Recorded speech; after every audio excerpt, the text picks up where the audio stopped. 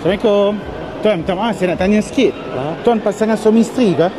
Okey tuan, saya hari ni datang ke IOI City Mall Putrajaya ni semata-mata nak bagi barang kemas kepada isteri puan. Isteri puan tak isteri tuan. Saya pun dah pening dah. Tapi bersyarat tuan kena jawab satu soalan dengan betul. Soalan dia, sebelum tu boleh tak saya nak tanya apa nama tuan? Azim. Tuan Azim, puan? Iftida. Puan Iftida. Iftida. Dah berapa lama mendirikan rumah tangga ni? 5 tahun. 5 tahun. Dah ada digunakan cahaya mata ke? Coming soon. Coming soon. Ni rezeki anak ni.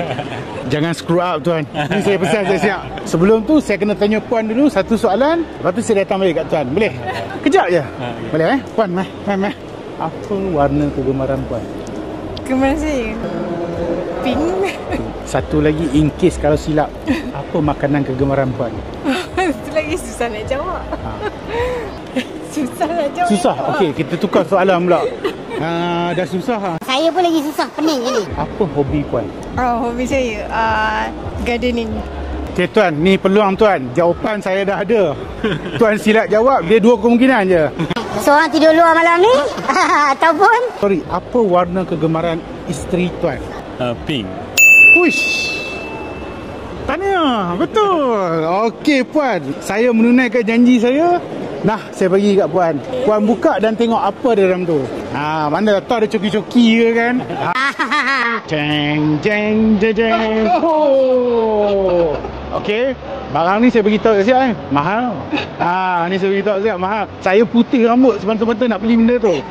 Okey tuan, kalau kata tuan tak keberatan, boleh tak saya nak minta tuan pegang cincin tu sarung lah kat jari isteri. Boleh ke? Boleh. Boleh, silakan. Meh. Alright. Jari mana tuan? Jangan silap.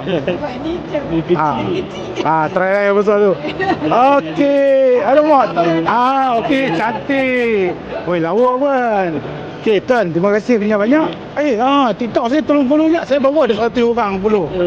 Due bila ni? Alhamdulillah, insyaAllah dah. Baby okey semua? Sekian lelaki, perempuan. Saya nak beritahu, saya dah nak perempuan kan. Jiwa kita huru hara tuan.